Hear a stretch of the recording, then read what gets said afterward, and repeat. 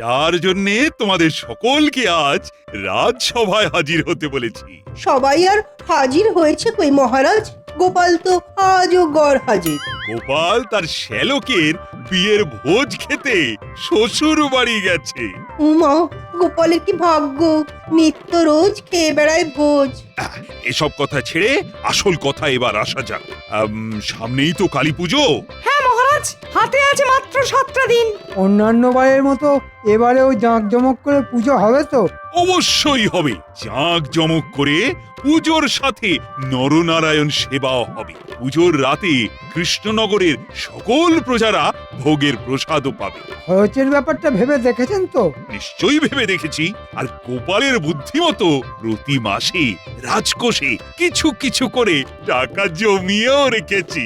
ভারী আশ্চর্যের ব্যাপার তো, আপনি রাজকোষে টাকা জমালেন আর মন্ত্রী হয়ে আমি সেটা জানতে পারলাম না। তুমি জানলে তো দুদিনেই ওই টাকা ফুরুত করে দিতে। হ্যাঁ, মন্ত্রী মশাইয়ের যা হাত টান। খবরদার সভাকবি, মুখ সামলে কথা বলবে বলে দিচ্ছি। এ বাবা, রেগে যাচ্ছেন কেন? আমি তো এমনি এমনি বললাম, দুষ্টু। শোনো, এখন শুধু সবাইকে দায়িত্ব নিয়ে কাজ করার পালা। রাজপণ্ডিত, তোমার ওপর কিন্তু মায়ের পুজোর ভার। আপনি নিশ্চিন্তে থাকুন মহারাজ, মায়ের পুজোর কোনো ত্রুটি হবে না। সেনাপতি, আজ্ঞা করুন মহারাজ। তুমি সামলাবে নরনারায়ণ সেবার দিকটা, আর পুজোর রাতের ভোগের প্রসাদ বিতরণের দায়িত্বে থাকবে গোপাল আর বিজ্ঞানী। রাজবৈদ্য, তুমি থাকবে মণ্ডপ সজ্জার দায়িত্বে। আর আমি কি সামলাবো? তুমি সামলাবে নিজেকে। বিদ্রুপ করছেন মহারাজ? আরে দূর, বিদ্রুপ করব কেন? তুমি আর আমি ঘুরে ঘুরে সব কিছু তদারকি করে বেড়াবো। হ্যাঁ, কাল তোমরা সকলে এসে প্রয়োজন মতো টাকা নিয়ে যেও। বাবু আরেকটু দি। দেবে? তা কি আছে তোমার ওই বালতিতে? আগে পাঁঠা। তা কিরকম পাঠা? গাছ পাঠা নাকি মাঠ পাঠা? আগে মাঠ পাঁঠা। তাহলে দাও। আহা, করো কি বারবার দিতে গেলে তোমার হাত ব্যথা হয়ে যাবে বাপু। তার থেকে পুরো বালতিটাই আমার আসনে বসিয়ে দাও না। হ্যাঁ, পুরো বালতি পাঁঠা। এখন বয়স হয়েছে তাই, না হলে বলতাম গোটা পাঁঠাটাই বসিয়ে দিয়ে যাও। এই খবরদার বলছি, এত মাংস তুমি খাবে না। হ্যাঁ, বিরক্ত করো না গিন্নি, বিরক্ত করো না। ভোজন আর নিদ্রার সময় বিরক্ত করা আমি পছন্দ করি না গিন্নি। তাই বলে এই বয়সে তুমি 1 বালতি পাঁঠার মাংস খাবে? হ্যাঁ, আহা, বাধা দিস না মা, বাধা দিস না। জামাই আমার চিরকাল খেতে ভালোবাসে, তাই খেতে দে। ব্যাস হয়ে গেল। শাস্ত্রে বলেছে শাশুড়ি মানে মা, তা মাতৃ আজ্ঞা কি অমান্য করা যায় গিন্নি? দাও ভাই, দাও দাও, পুরো বালতিটাই বসিয়ে দিয়ে যাও। হ্যাঁ,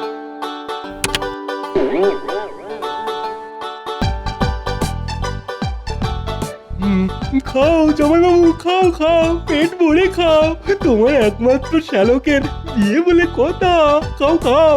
তবে শুধু সামনে কালী পুজো বলে আজকেই চলে যেতে হবে, না হলে আরো কটা দিন থেকে দেখিয়ে দিয়ে যেতাম ভোজ খাওয়া কাকে বলে। আজকেই চলে যেতে হবে? সে আবার কি? হ্যাঁ রে ভাই, হ্যাঁ, আজকেই চলে যেতে হবে। রাজবাড়ির পুজো বলে কথা, মহারাজ ওর ওপর কত দায়িত্ব দিয়েছেন। কালী পুজোতে তোকেও কিন্তু আসতে হবে আমাদের বাড়িতে। আমাদের কৃষ্ণনগরে কত ধুমধাম করে পুজো হয়, নরনারায়ণ সেবা হয়। আসিস কিন্তু। লোকমুখে শুনেছি বটে। নতুন বউকে নিয়ে এবারে কিন্তু তোকেও আসতে হবে। হ্যাঁ, একেবারে ভাই ফোঁটা সেরে ফিরবি খন। হ্যাঁ, ঠিক আছে, সে না হয় দেখা যাবে। ও জামাইবাবু, তুমি এখন খাও তো, খাও। হ্যাঁ, খাচ্ছি।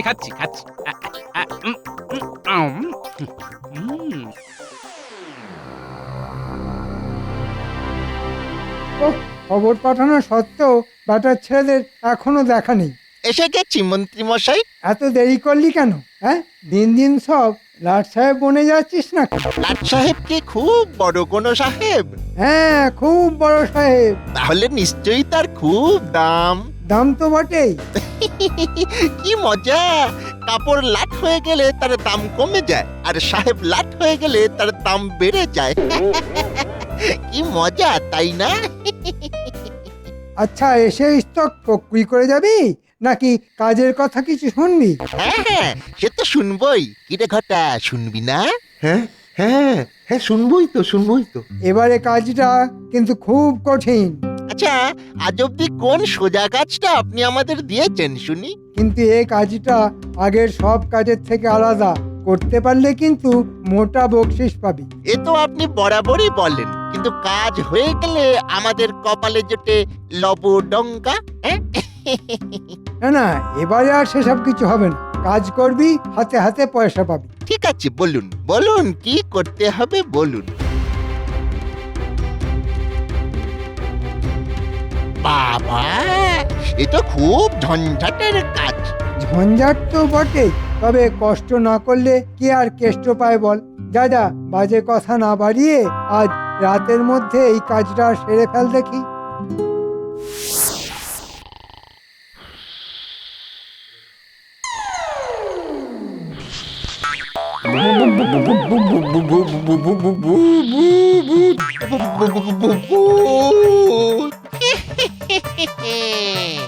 এই দুজনকে আজ খাবো।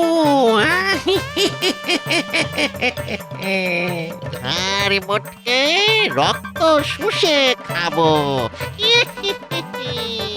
ওরে ওরে বাবা রে, ওরে বাবা রে, ওরে বাবা রে।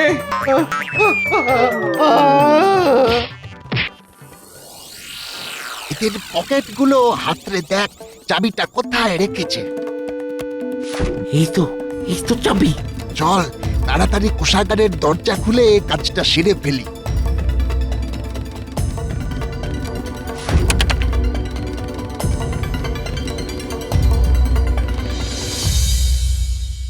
ধুর, সব হয়েছে তোমার জন্য। আমার বাপের বাড়ি থেকে বেরোতে এত দেরি করে ফেললে যে সারা রাত গরুর গাড়ি ঠেঙিয়ে বাড়ি ফিরতে হচ্ছে। ওহ বাবা রে! আচ্ছা, এতে আমার দোষটা দেখলে কোথায়? মানছি ভরপেট খেয়ে একটু ওই তন্দ্রা মতো এসে গিয়েছিল, কিন্তু মাঝ রাস্তায় গাড়ির চাকা যদি খারাপ হয়ে যায় তাহলে আমি আর কি করতে পারি বলো? বাবারে বাবা, বাবারে বাবা, ওহ ওহ, এই সারা রাত জাগার পর এখন কিন্তু বাড়ি গিয়েই ভাত বসাতে পারবো না। হ্যাঁ, ওই বাবা, ঠিক আছে, রান্না করতে হবে না, ওই মুড়ি আর দই দিয়ে ফলার করবো। এই মন্ত্রী মশাইয়ের বাড়ির পিছনে কারা যেন মাটি কোপাচ্ছে না? না, নেমে একবার দেখতে হচ্ছে। খবরদার গাড়ি থেকে নামবে না বলছি। কে কার মাটি কোপাচ্ছে তাতে তোমার কি? হ্যাঁ, যেমন বসে আছো চুপটি করে বসে থাকো।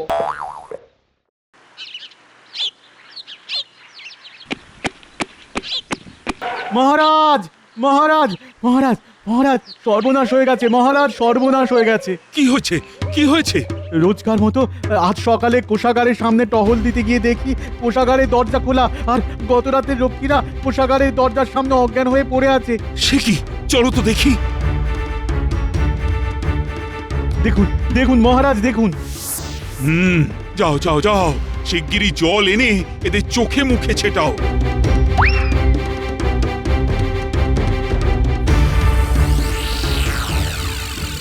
সর্বনাশ! সিন্ধুক খালি, ভেতরে কোনো টাকা পয়সাও নেই। সব টাকা তো আমি কালী পুজোর জন্য রেখে দিয়েছিলাম। কে নিয়ে গেল? হায় হায় হায়, এখন আমি কি করব? আমি কোথায়? ওরে হতভাগা, জ্ঞান হারিয়ে কোষাগারের দরজার সামনে অজ্ঞান হয়ে পড়েছিলি। দেখ দেখ দেখ, তোদের সামনে কে দাঁড়িয়ে আছে দেখ। মহারাজ আপনি এসেছেন? এতদিন রাত জেগে কোষাগার পাহাড়ে দেবার কাজ করে আসছি মহারাজ, কিন্তু কাল রাতের মতো ঘটনা কোনোদিন ঘটেনি। রাত তখন গভীর, হঠাৎ দেখি সামনে দুটো ভূত। তারা বললো আমাদের ঘাড় মোটকে রক্ত চুষে খাবে। না, তারপর আর কিছু মনে নেই মহারাজ। এদিকে তো রাজকোষ থেকেও সব টাকা পয়সা উধাও হয়ে গেছে। এখন যে কি করে কালী পুজো হবে কে জানে। যাও, এক্ষুনি সব পারিষদদের খবর দাও, সকলে যেন রাজসভায় এসে আমার সঙ্গে দেখা করে। ও হ্যাঁ, আরেকবার গোপালের বাড়িও ঘুরে যাও। ও যদি শ্বশুর বাড়ি থেকে এসে থাকে তাহলে ওকেও ডেকে এনো। যথা আজ্ঞা মহারাজ।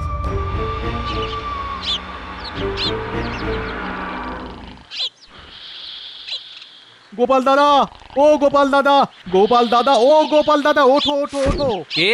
আমি রাজবাড়ির রক্ষী।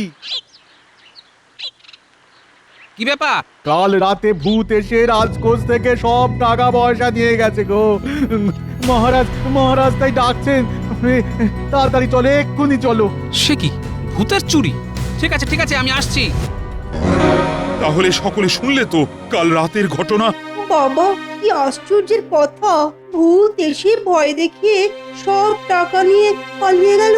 যা, আচ্ছা, এটা কি সম্ভব?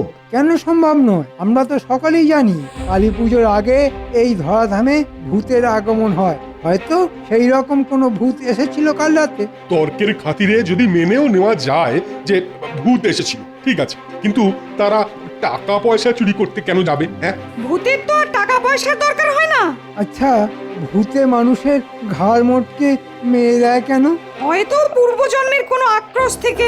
একেবারে ঠিক কথা। এখানেও হয়তো মহারাজের সঙ্গে কোনো পুরনো আক্রোশ থেকেই ভূতেরা এই কাজ করেছে। বাজে কথা বলবেন না তো। ভূত বলেই যেখানে কিছু নেই সেখানে আবার আক্রোশ। হ্যাঁ। আমিও গোপালের সঙ্গে সম্পূর্ণ একমত।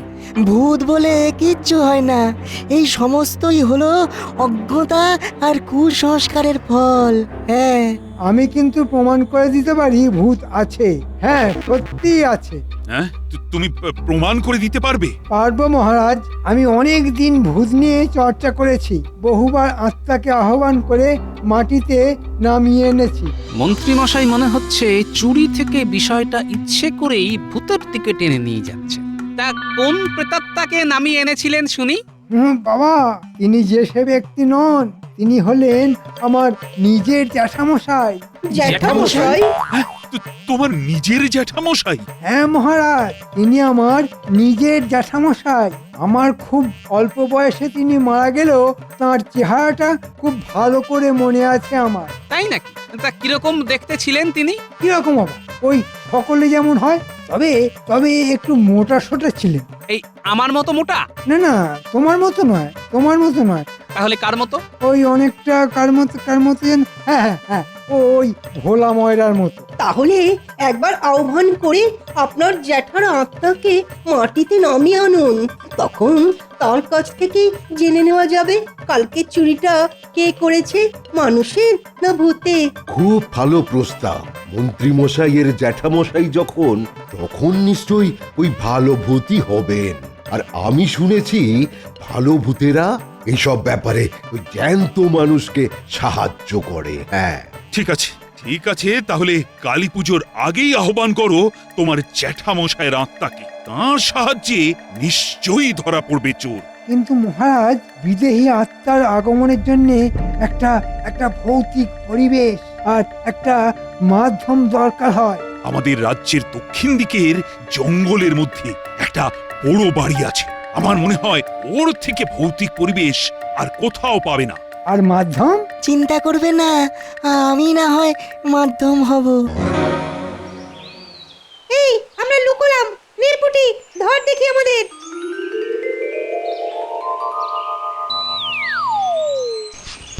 দেখলি তো, হ্যাঁ, ওই মন্ত্রী মশাই এবারেও আমাদের কেমন ঝুলিয়ে দিল। ঠিক বলেছি। তখন তো খুব উঁচু গলা করে বলল কাজ মিটে গেলেই হাতে হাতে পয়সা পেয়ে যাব, কিন্তু এখন বলছে কালী পুজো না মিটলে কিচ্ছু হবে না। বোঝো শনি, এই জন্যই না ওই মন্ত্রী মশাইয়ের কাজ করতে একেবারে ইচ্ছে করে না। ভূত সেজে রাজকোষ থেকে টাকা হাতালাম, রাতের অন্ধকারে মাটি কুপিয়ে সেই টাকা পয়সা মাটিতে পুঁতে রাখলাম। কোদাল চালিয়ে হাত ব্যথা হয়ে গেল, অথচ এই হাতটাই আজ খালি। দূর, ভালো লাগে না। ঠিক আছে, কালী পুজোটা মিটতে দে, তখন আমাদের হাত ভর্তি না করে দিলে হাতে হাঁড়ি ভেঙে দেব। এখন চল। কোথায়? এই একটা কাজের জন্য মন্ত্রী মশাই ডেকে পাঠিয়েছেন। আবার ওই মন্ত্রীর খপ্পরে পড়বি? না না, এবার আর খপ্পরে পড়বো না। আগে নগদ নারায়ণ, পরে কাজ। ও, ওরা তাহলে ভূত সেজে রাজকোষ থেকে টাকা হাতিয়েছে না? গোপাল দাদুকে ব্যাপারটা জানানো দরকার।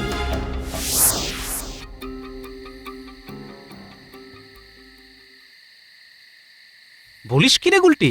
তাহলে মন্ত্রীর কথা মতো বটা ঘটাই এই কাণ্ড ঘটিয়েছে। তাই তো ভাবি ভোর রাতে মন্ত্রীর বাড়ির পেছনে মাটি কোপানো হচ্ছিল কেন? ঠিক আছে, ভূত দিয়েই মন্ত্রীর ভূত ছাড়াতে হবে। তাই করো দাদু। তোদের কিন্তু একটা কাজ করতে হবে, বুঝলি? কি করতে হবে বলো, আমরা ঠিক করতে পারবো। খুব ভালো, তাহলে অন্য দিকগুলো একটু গুছিয়ে নিয়ে তোদের বলবো। এখন তোরা সব বাড়ি যা।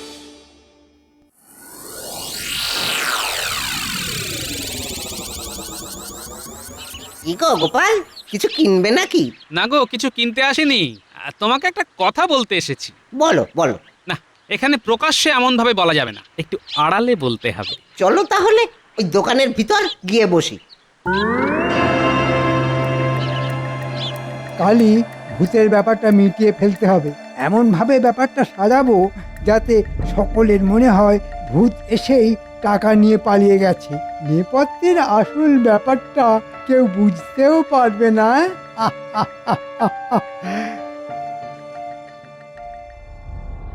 কি বলছো গোপাল? হ্যাঁ, আমি তো ভাবতেই পারছি না গো, এই রাজ্যের মন্ত্রী হয়ে এতটা নীচ কাজ উনি করলেন কিভাবে? তাই তো বলছি, যেমন করেই হোক কালী পুজোর আগেই ওকে হাতে নাতে ধরে চুরি যাওয়া সব টাকা উদ্ধার করতেই হবে, না হলে যে মায়ের পুজো বন্ধ হয়ে যাবে ভাই। ঠিক আছে ঠিক আছে, এই টাকা উদ্ধারের জন্য তুমি আমাকে যা করতে বলবে আমি তাই করব। হ্যাঁ,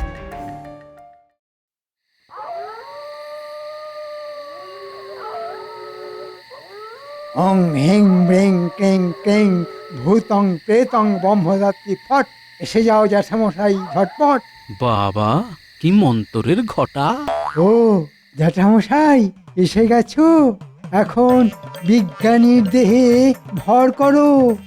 এবার বটা ভাঙা জানলার ওপাশ থেকে নাকি সুরে কথা বললেই ব্যাস কেল্লা ফতে।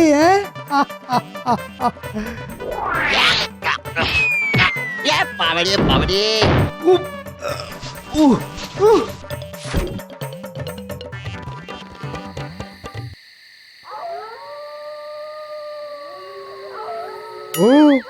জ্যাঠামশাই এসেই যখন গেছো তখন কথা বলো, বিজ্ঞানীর মুখ দিয়ে বলো কে চুরি করেছিল বলো। ভুতুড়ে পরিবেশ তৈরি করার জন্যে বটা ঘটা আবার ধোঁয়া দিচ্ছে। বাহ বাহ, ব্যাটাদের বুদ্ধি আছে দেখছি। এসো জ্যাঠামশাই এসো, এই বিজ্ঞানীর দেহে প্রবেশ করো। হতচ্ছাড়াদের বাড়াবাড়িটা একবার দেখেছো? বলেছিলাম জানলার ওপাশ থেকে নাকি সুরে কথা বলতে, তা না একেবারে ঘরের মধ্যে এসে দাঁড়ালো। এ কি জ্যাঠামশাই, কোনো শরীরকে মাধ্যম না করে একেবারে সরাসরি চলে এলে যে।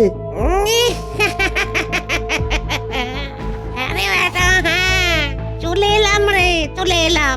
সামনে কালী পুজো, ভূত প্রেতরা এখন তো ওই সরাসরি লোকালয়ে চলে আসে। তাই আমার আর কোনো মাধ্যমের প্রয়োজন নেই।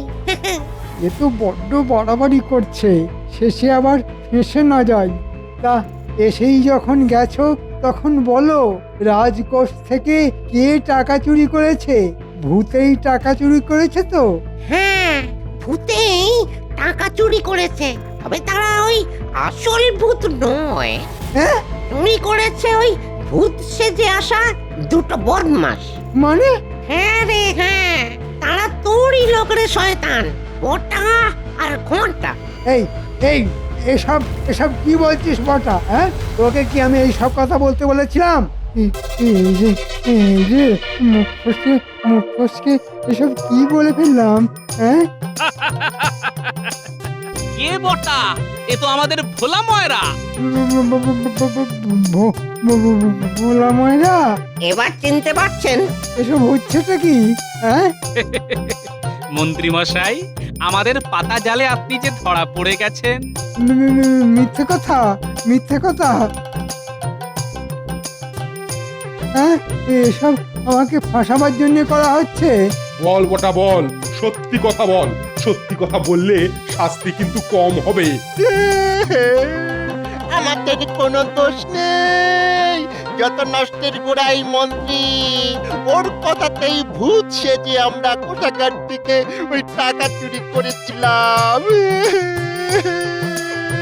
আমাদের কোনো দোষ নেই। আমার বারোটাতে বেজে গেল। এবার ভালো ছেলের মতন বলে ফেলুন তো টাকাগুলো কোথায় রেখেছেন। এবার এবার পাগল সেজে যাই, না হলে যার নিস্তার নেই। হ্যাঁ, জানি না, আমি জানি না, টাকা ফাঁকা আমি কিছু জানি না, কিছু না।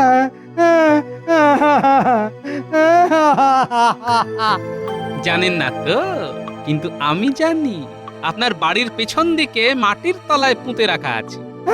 মহারাজ, আমার মনে হয় মাটি খুঁড়লেই সব টাকা পাওয়া যাবে, আর সেই টাকা দিয়ে খুব জাঁক করে মা কালীর পুজো হবে। গোপাল, তোমার জন্যই এবারও ধুমধাম করে মায়ের পুজো হবে। সকলে পেট পুড়ে মায়ের প্রসাদ খাবে। আমাদের কিন্তু পেট পুড়ে মন্ডা খাওয়াতে হবে মহারাজ। আরে তোরা আবার কোথা থেকে এলি? বারে গোপাল দাদুর কথা মতো ভুতুড়ে পরিবেশ তৈরি করার জন্য আমরাই তো জানলার ওপাশ থেকে ধোঁয়া দিচ্ছিলাম। আমিও যা করেছি সব ওই গোপালের কথায়। হ্যাঁ, গোপালই আমাকে ওই আড়াল থেকে বটা ঘটার উপর নজর রাখতে বলেছিল। সত্যি গোপাল, তোমার বুদ্ধির কোনো তুলনা নেই। চলো চলো তাহলে সকলে এবার ফেরা যাক। আমাদের কি হবে মহারাজ? তোরা দুই হতভাগা আর মন্ত্রী থাকবি কারাগারে। সেনাপতি, এদের কারাগারে নিয়ে চলো।